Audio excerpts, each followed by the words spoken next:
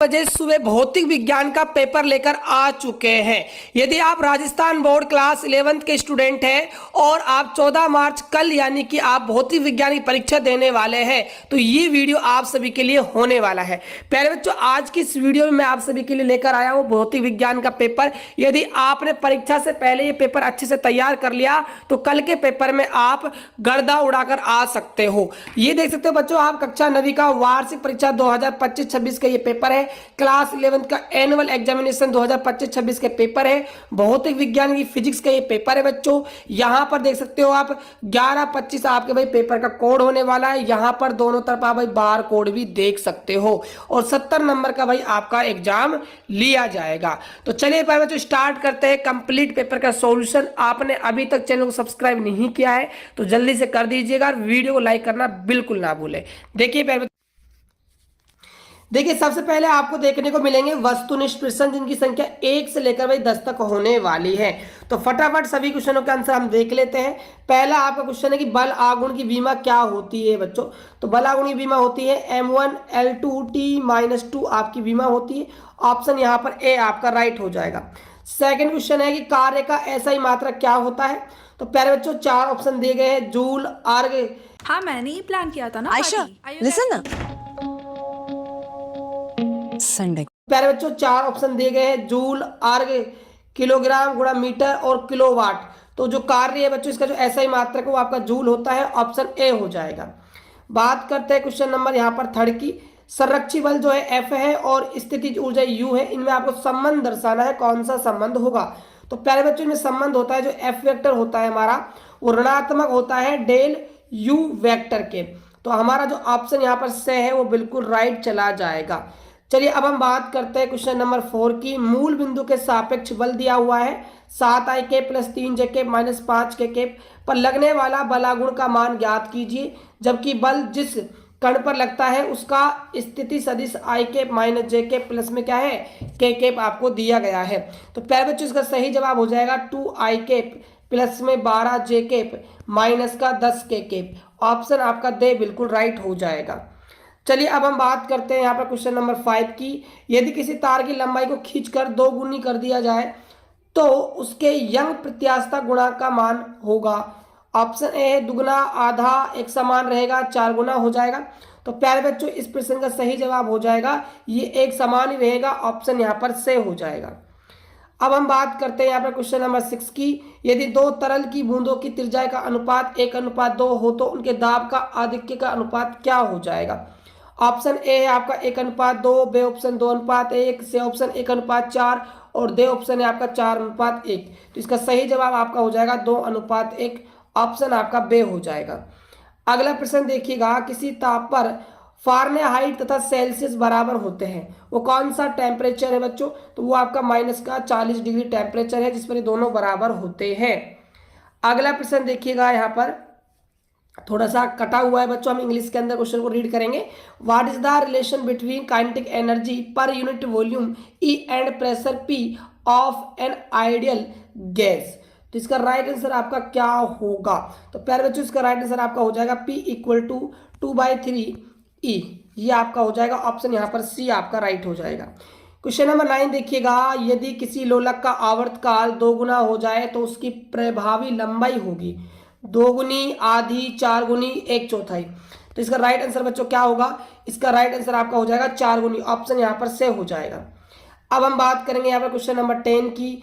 2 समान आवर्तियों वाले आयाम A1 तथा A2 का परिणामी आयाम निम्न होगा जबकि उनके मध्य का कोण कितना है भाई π/2 कोण यहाँ पर दिया गया है। तो बच्चों यहाँ पर फॉर्मूला आपका अप्लाई हो जाएगा A1² प्लस में A2² प्लस में 2A1 A2 cos theta. Angle 90 है तो कॉस 90 आपका 90 का 0 हो जाएगा वैल्यू। तो यहाँ से आपको रूट के अंदर A1 का स्क्वायर प्लस में आपको A2 का स्क्वायर मिल जाएगा। ठीक है, तो ये आपका ऑप्शन यहाँ पर क्या हो जाएगा। यहाँ पर आपका से ऑप्शन बिल्कुल राइट जवाब यहाँ पर चला जाएगा। चलिए अब हम बात करते हैं यहाँ पर सेकंड क्वेश्चन की।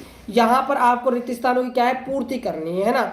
तो देखिए पहला क्वेश्चन क्या पूछा है आपसे कि प्रक्षेप्य गति का जो पथ है वो कैसा होता है। तो प्यारे बच्चों अच्छे से याद कर लीजिए, ये आपका परवलयकार होता है। कैसा होता है, परवलयकार, ये आपका भाई पथ होता है। ठीक है, अब बात करेंगे इस सेकंड क्वेश्चन की। 1 किलोवाट जो घंटा है वो कितने जूल के बराबर होता है? तो ये आपका 3.6 गुणा 10 की घात 6 जूल के बच्चों बराबर होता है। अगला प्रश्न है आपका, जी का मान पृथ्वी के केंद्र पर होता है। तो जी का जो मान है बच्चों पृथ्वी के केंद्र पर हो जाता है 0, अंडा है ना, शून्य आएगा। अगला देखिएगा, द्रव चालित मशीन खालिस्तान पर आधारित है। तो ये किस पर आधारित है भाई? ये आपके भाई पास्कल के नियम पर आधारित है।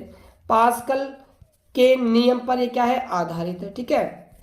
अगला प्रश्न देखिए, सीपी माइनस सीवी किसके इक्वल है बच्चों? तो ये आपका आर के इक्वल होता है।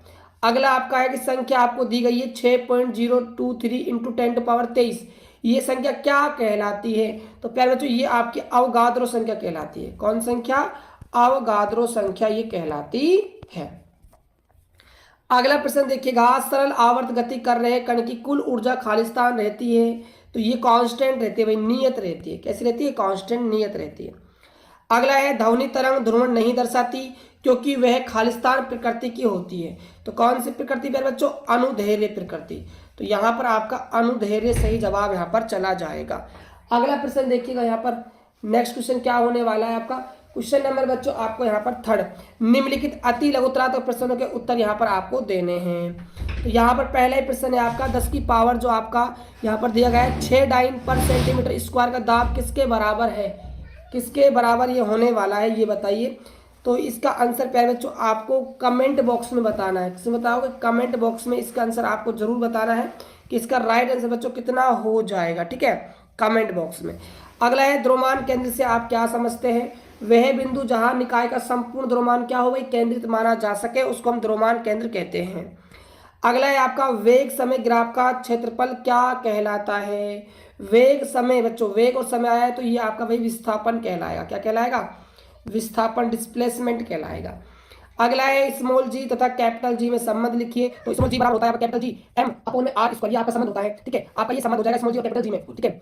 अगला देखिए यहाँ पर क्वेश्चन क्या है कि विध्वंस प्रक्रम में किसी निकाय द्वारा अवशोषित ऊर्जा का मान क्या होता है? तो पहले तो ये आपका डेल क्यू बराबर होता है डेल यू प्लस में डेल डब्ल्यू, आपका ये मान हो जाता है। ठीक है। अगला प्रश्न देखिएगा, यहाँ पर ऊष्मा गति का प्रथम नियम आपको लिखना है ना, क्या नियम होता है? अगला प्रश्न देखिएगा, किसी आदर्श गैस के लिए माध्य मुक्त पथ का संबंध लिखिए, आपको संबंध बताना है। अगला एक परमाणु गैस की विशिष्ट ऊष्माधारिता का मान लिखिए, ये आपको मान यहाँ पर लिखना है बच्चों। ठीक है।